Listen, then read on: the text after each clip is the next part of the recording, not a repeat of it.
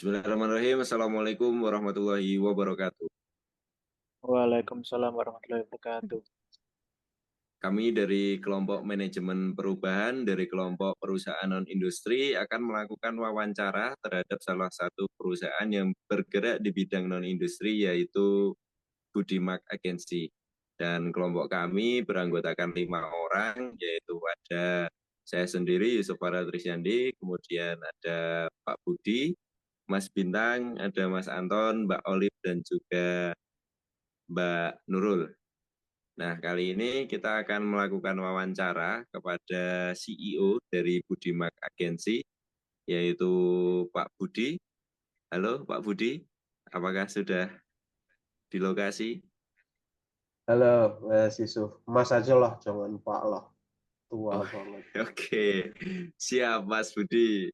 Ya, kita ganti ya. Sekarang panggilannya jadi Mas Budi ya, bukan Pak. Karena beliau tadi ada sedikit protes.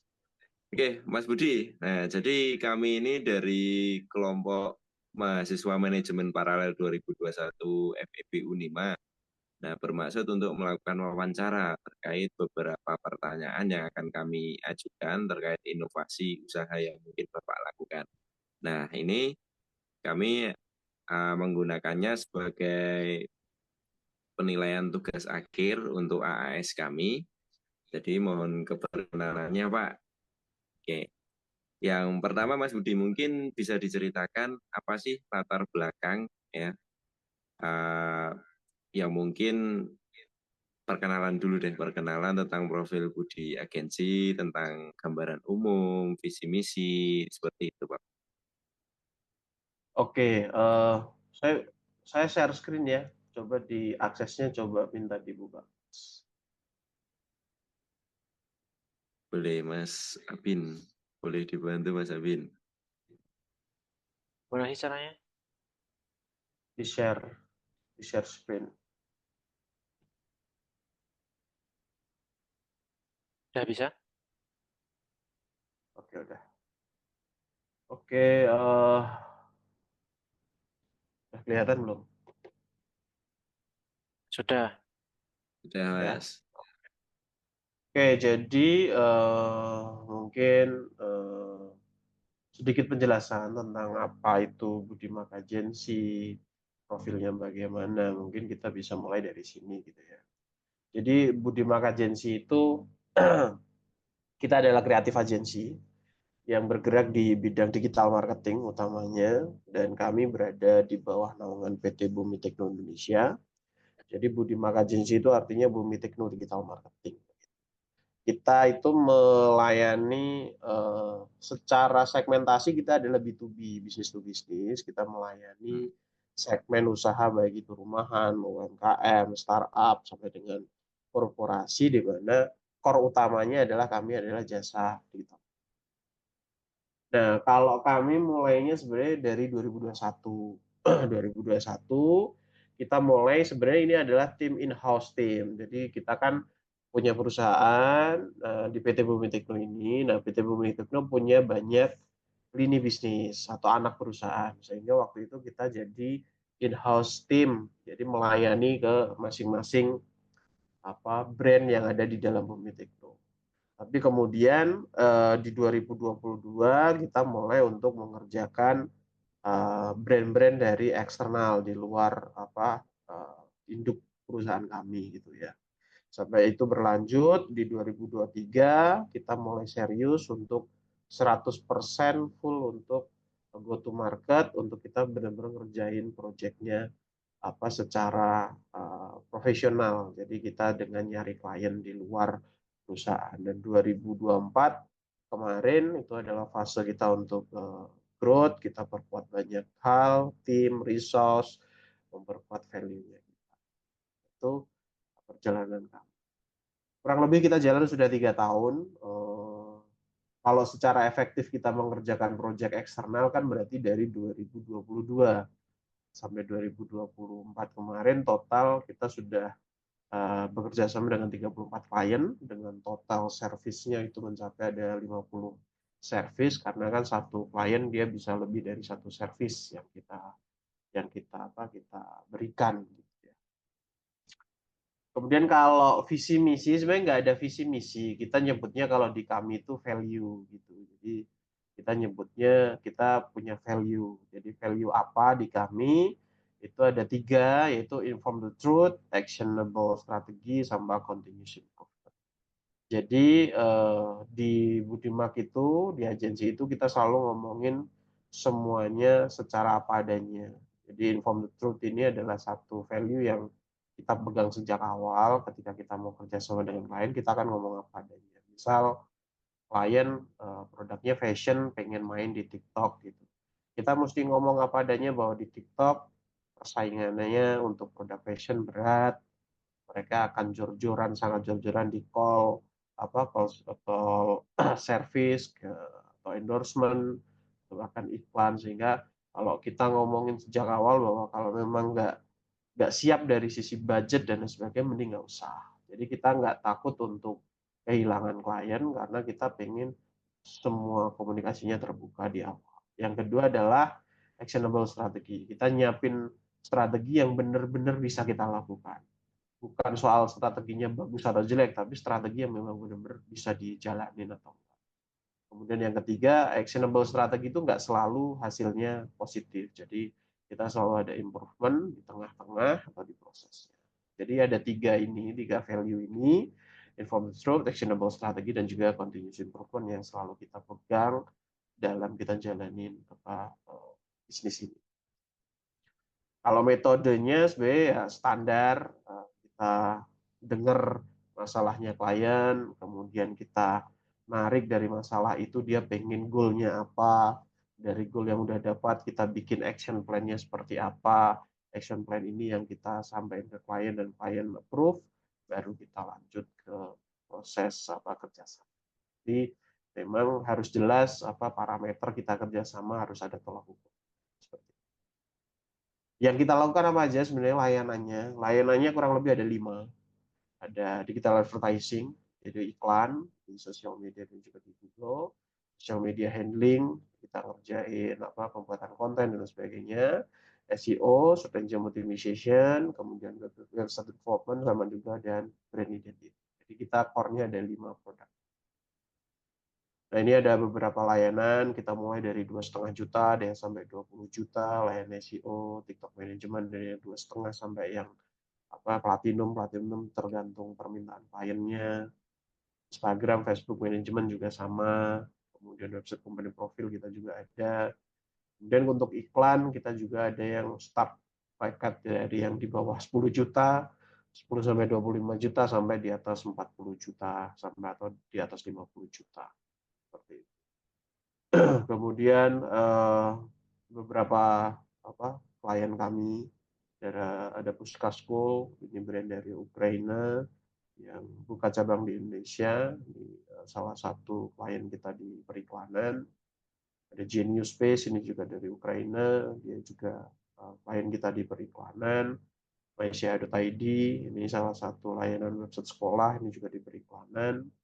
Kita ngerjain TikTok, ada lanjut kuliah, kemudian muslimlife.id, ada tour and travel juga, kemudian Malaysia juga kita jalanin TikToknya, makin mahir juga kita yang handle, dan juga ada beberapa yang lain gitu.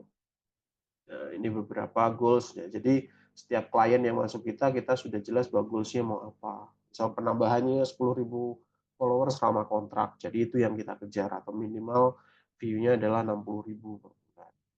Kemudian misal penambahan 50 follower, ini ARD Hosting, salah satu perusahaan hosting di Indonesia. Nah, kurang lebih seperti itu background perusahaannya, Mas Yufa.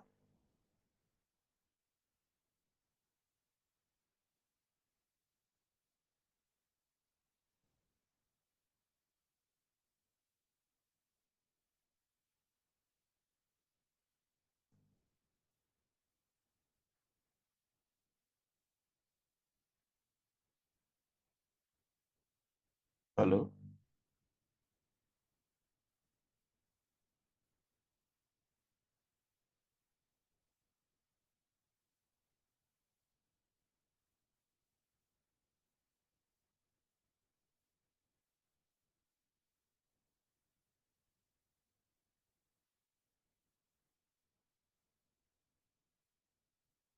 Halo, kedengeran suaranya? Kedengeran. Oke, Dengar, Mas. itu kurang lebih Mas Yufa, background perusahaan, profil perusahaannya, dan juga produknya, visi misinya seperti itu. Oke, Mas Budi, terima kasih atas penjelasannya ya. Tadi terkait gambaran umum tentang Budimak Agency, terus bagaimana milestone dari Budimak, terus bagaimana cara handle customer, dan tadi sudah dijelaskan beberapa produk yang dimiliki Budimak Agency.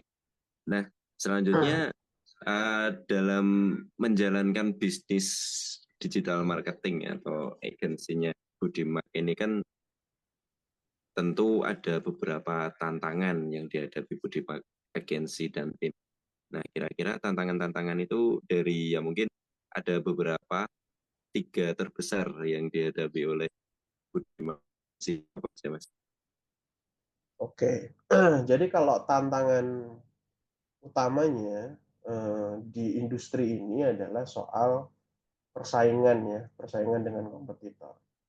Jadi identitasnya. Jadi semua orang itu di industri ini atau setiap orang yang punya skill digital marketing itu bisa membuat agensinya sendiri gitu. Sehingga persaingannya menjadi sangat ketat. Semua orang bisa klaim bahwa saya punya agensi. Kemudian di 2022 ke 2023 ini, waktu itu kita evaluasi bahwa produk kita yang 5 tadi, layanan kita yang 5 tadi itu terlalu campur aduk, tidak spesifik.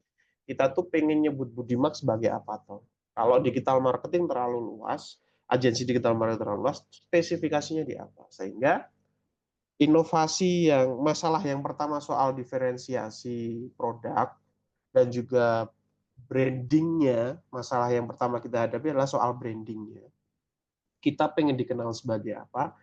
Itu yang jadi masalah terbesar kita di awal. Sehingga di 2024 kemarin akhirnya kita pecah Budimak itu. Budimak kita pecah, akhirnya kita pisahkan layanannya. Jadi Budimak Agency akan fokus ke digital ads. Kita menyebutnya produk-produk performance marketing, service, digital ad, SEO begitu. Sementara yang lainnya, sosial media itu kita turunkan brand lain. Jadi kita punya brand baru namanya Kisah. Kisah ini yang dia akan main di segmen produk-produk yang berhubungan dengan sosial media marketing.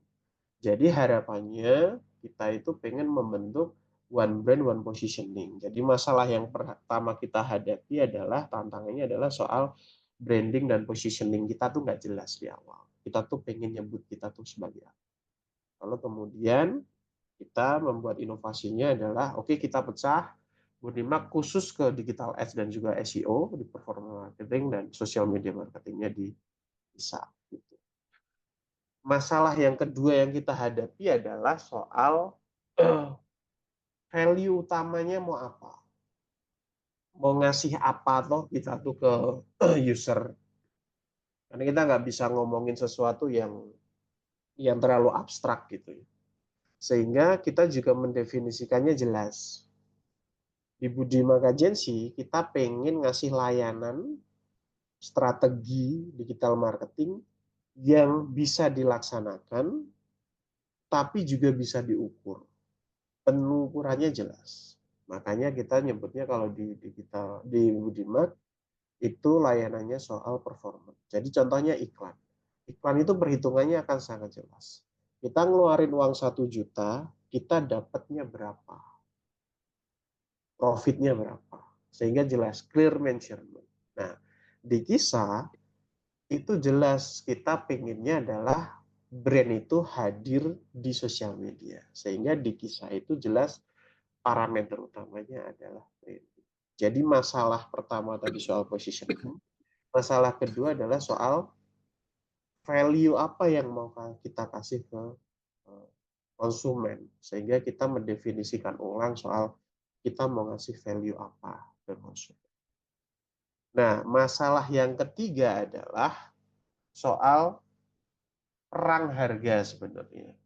Perang harga di mana ketika kita mengajukan objektif dan strategi ini, serta action plan ini kan disertai dengan harga, dengan biaya.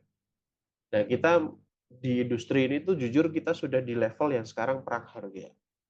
Ada yang bisa ngasih bikin video 30 video cuman harganya 1 juta ada. Ada yang bisa bikin 5 video tapi harganya 5 juta juga. Sehingga perang. Inovasi yang kita lakukan adalah kita itu fleksibel. Kita punya campaign namanya adalah bayar 1 orang dapat 1 tim. Contohnya gimana? Contohnya gini, itu masalahnya kan yang kita ambil dari masalah bahwa perusahaan pengen punya branding di sosial media. Berarti kan dia harus punya tim sosial media. Dia harus punya sosial media spesialis, dia harus punya copywriter, dia harus punya talent, dia harus punya videographer atau graphic designer gitu. Minimal ada 4 role yang harus dijalankan. Minimal ada 4 orang. Kalau perusahaan yang tega kan 1 orang 4 role ini dijadiin satu, gajinya 1 orang. Tapi kan hasilnya nggak maksimal. Nah, di agensi beda. Di agensi itu bayarnya cukup 1 orang. Misal 4 orang ini, gaji berapa sih? Misal kita rata-rata UMR 3 juta gitu ya. 3 juta kali 4 berarti kan 12 juta. Nah, di agensi itu nggak harus bayar 12 juta. Di agensi bisa jadi cuma bayar 50%-nya doang. Tapi sudah dapat satu paket tim. Dan mereka nggak perlu training orangnya, mereka nggak perlu ngajarin. Sehingga untuk strategi soal perang harga tadi, kita ngasih campaign-nya adalah efisiensi. Jadi perusahaan itu jauh lebih bisa efisien ketika dia menggunakan agensi. Karena cost untuk 4 orang yang mereka keluarkan kalau mereka hire tim internal, mereka hanya cukup keluarkan cost 50% dari cost utamanya, mereka sudah bisa dapatkan layak.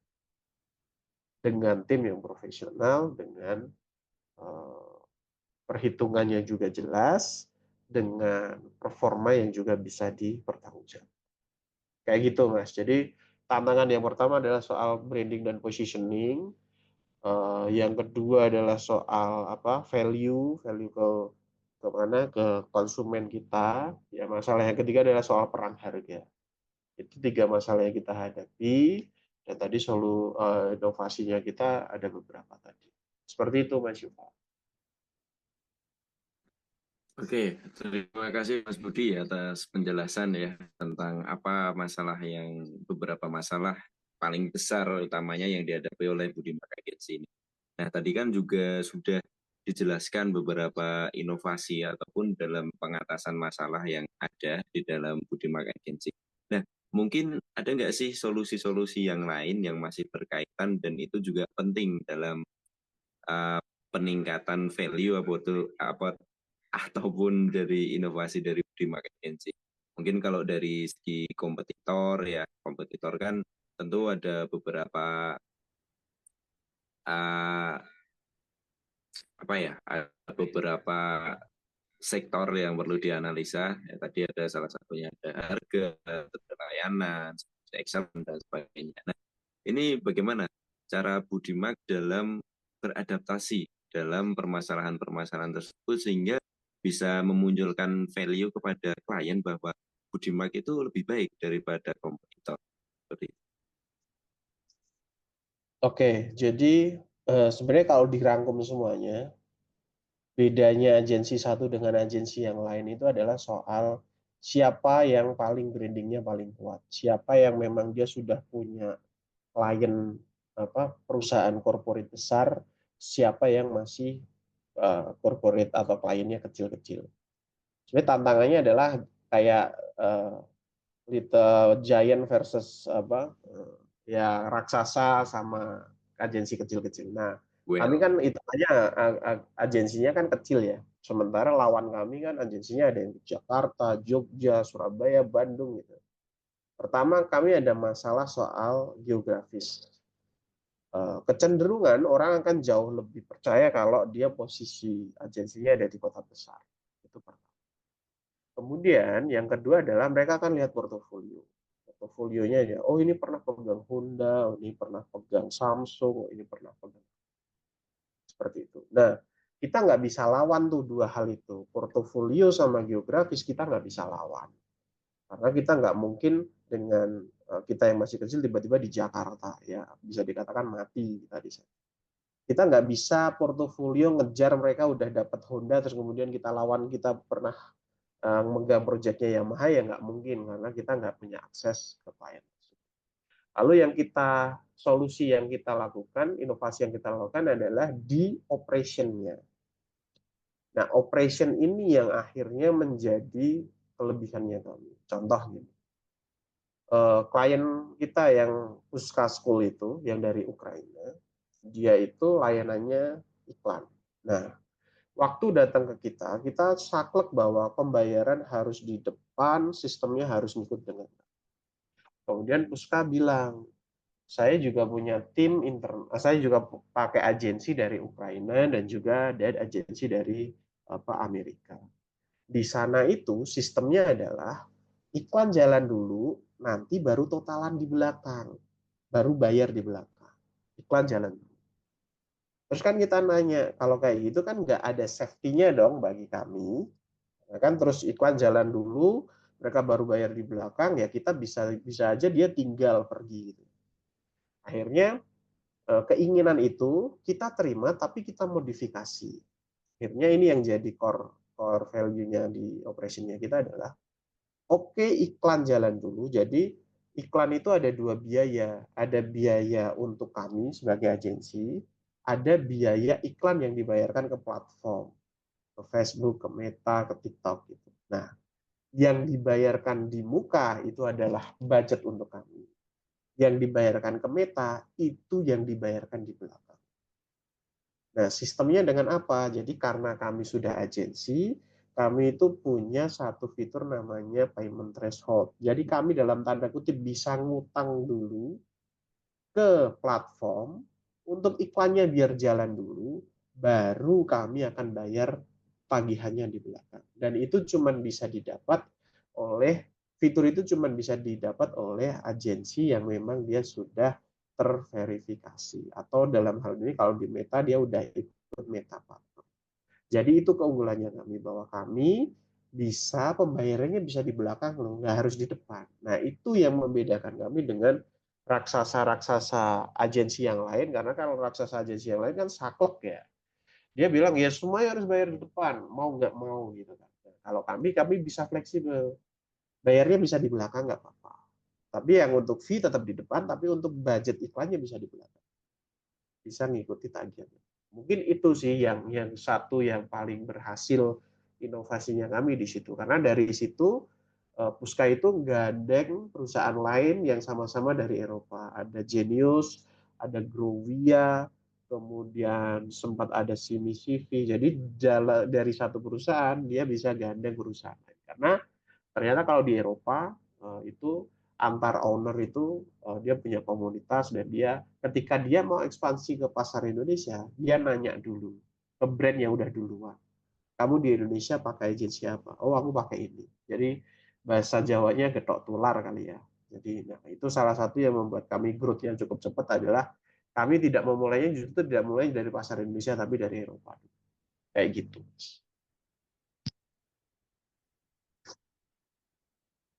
Oke, terima kasih penjelasannya sangat luar biasa ya, inovasi yang dilakukan Budimak Agency terkait fleksibilitas layanan yang diberikan kepada customer tadi. Nah, Mas Budi, itu kan terkait value untuk customer ya. Nah, terus bagaimana inovasi yang dilakukan oleh Mas Budi itu untuk dalam perang harga? Tadi kan sempat dijelaskan bahwa ada perang harga ya antara kompetitor satu dengan komputer lain dan juga Budimak Agency. Nah, ini bagaimana Budimak Agency menyikapi itu? Oke, ini salah satu keunggulannya kita ada di daerah, tidak di kota besar. Cost timnya kita itu nggak tinggi, hitungannya tidak tinggi, tidak setinggi in-house timnya yang ada di Jakarta, Bandung, Surabaya. Sehingga secara operation cost kita itu sebenarnya cukup rendah, cukup bisa ditekan. Sehingga ketika operational cost-nya itu bisa ditekan, harga pricing kita ke klien sebenarnya bisa kita turun. Sehingga kita adalah keunggulannya kita karena kita di daerah, secara gaji, UMR dan lain sebagainya kita cukup rendah. Ya ini plus minus lah ya. Plus dari sisi bisnis ini plus karena kita ngeluarin costnya nggak terlalu tinggi. Tapi dari sisi pricing kita sehingga kita bisa tekan. Sehingga kita punya margin yang lumayan bedanya lumayan cukup tinggi dari margin-margin yang di luar kayak gitu. Itu jadi salah satu keunggulan lah, keunggulan secara geografis tapi dari sisi kami. Kalau mereka kan secara geografis dapat trust-nya ya karena di kota besar. Kalau dapat kami secara marketnya. geografis ya kalau kami secara geografis kami dapat keunggulan dari sisi harga cost apa operation cost kami bisa tekan sehingga harga jual kami ke klien itu bisa kita bilang kita bisa ada di bawahnya tapi dengan kualitas atau kompetitif yang lebih yang hampir sama kayak gitu sih Mas. Itu salah satu keunggulan yang paling bisa kita expose sebenarnya di sana gitu. Tapi kalau yang sampai perang harga yang dia murah banget, karena agensi itu juga ada yang dijalankan per orang. Nah kalau per orang ini kita udah nggak bisa lawan, karena kalau per orang dia nggak mikirin gaji tim. Sementara kalau kami perusahaan kan kami mikirin gaji tim. Kalau per orang kan dia modelnya kan freelance ya, freelance. Nah jadi kami memang akhirnya head to headnya sama-sama dengan agensi yang memang sudah bentuknya korporasi bukan lagi agensi perorangan. Sehingga kalau dengan agensi perorangan, kita pasti nggak milih untuk head to head dengan mereka karena kita pasti akan dari sisi harga kalah. Itu sih Mas.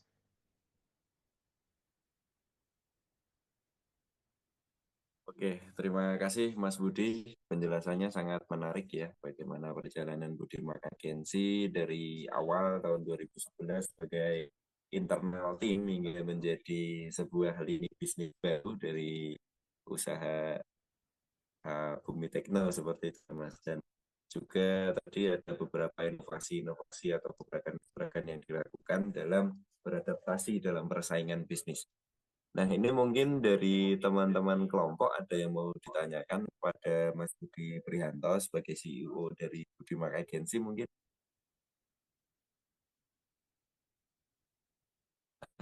teman-teman udah Mungkin izin bertanya menikmati kepada penjelasannya Mas Budi. Pak Budi. Izin bertanya, Oke Mas. menurut Mas Budi, keberhasilan inovasi dalam menyelesaikan masalah Mas Budi ini persentasenya berapa untuk Budi Mark Agency ini? Yang mana dulu? Inovasi yang mana? Kesatuan aja semuanya. Oh yang tadi ya, yang tadi. Ya. Sebenarnya kalau secara apa keberhasilan yang bisa dibilang paling berhasil ya soal fleksibilitas layanan tadi. Itu salah satu inovasi yang paling berhasil di kami sehingga itu yang memunculkan gelombang apa referral marketing ada yang merekomendasikan kami itu karena fleksibilitas layanan tadi itu yang paling berhasil dan itu yang paling membuat klien kami bisa bertahan lebih dari 2 tahun itu jadi dia Puska itu masuk 2022 kemudian bertahan sampai 2024. Jadi itu yang membuat dia nyaman dengan kita. Karena waktu itu kita pernah di dalam tanda kutip diadu dengan agensi yang sama-sama dari Indonesia, diadu. Jadi Puskas sejak awal udah bilang kita juga kerjasama dengan agensi lain. Jadi kita diadu dan dia lebih milih ke kita karena salah satunya. Itu sih Mas. Jadi keberhasilan yang paling tinggi itu kalau inovasi lain sebenarnya ya A/B testing lah. Ada yang berhasil, ada yang enggak, ada yang berhasil. Seperti itu Mas Vita. Oke, terima kasih atas jawabannya Mas Budi. Mas Yuval mungkin bisa ditutup wawancaranya. Oke, terima kasih Mas Bintang sudah menambahkan pertanyaan yang sangat menarik dan mungkin dari teman-teman ada lagi. Ya, tadi berarti diambil kesimpulan bahwa sebenarnya inovasi itu bisa berhasil atau enggak gitu ya, Mas. Tergantung bagaimana nanti implementasi di lapangan seperti itu. Oke, mungkin dari kami cukup sekian, Mas Budi. Terima kasih atas pemaparan yang luar biasa ya. Mungkin teman-teman bisa memberikan aplaus untuk Mas Budi dan Budi Mark Agency. Ya, beliau dalam 4 tahun ini sudah bertemu dengan 30 klien, 50 layanan, dan juga pengelolaan dana yang mungkin sudah sangat besar ya. Nah, ini harapannya bisa memotivasi kita semua dalam menjalankan sebuah bisnis atau entrepreneurship, dan semoga kita bisa menekuni jejak dari Mas Budi di kehidupan kita selanjutnya. Oke, terima kasih Mas Budi. Untuk yang terakhir mungkin ada salam yang bisa disampaikan untuk kita semua di sini khususnya, dan nanti untuk orang-orang yang menonton. Ya, silakan Mas Budi. Nggak ada sih, ya masih sama-sama, dan ini bukan sebuah keberhasilan yang sangat over proud gitu ya, enggak gitu ya. Tapi dalam bisnis kan inovasi bisa berasal dari internal, bisa dari eksternal. Nah, inovasi kami yang berhasil itu justru berasal dari input dari klien. Nah, itu mungkin mungkin kita lebih mau dengar konsumen tuh tujuannya untuk itu, diminta untuk itu aja sih. Jadi lebih harus lebih Oke, mau berarti dengar konsumen. dengarkan konsumen. Ya, Ya, konsumen adalah raja gitu ya, Mas. Oke, terima kasih banyak Mas Budi atas waktunya untuk Terima kita kasih. kelompok manajemen dari FEB Unima. Ya, terima kasih juga teman-teman atas atensi dan kehadirannya. Ya, saya akhiri. Ya, Assalamualaikum warahmatullahi wabarakatuh. Waalaikumsalam warahmatullahi wabarakatuh.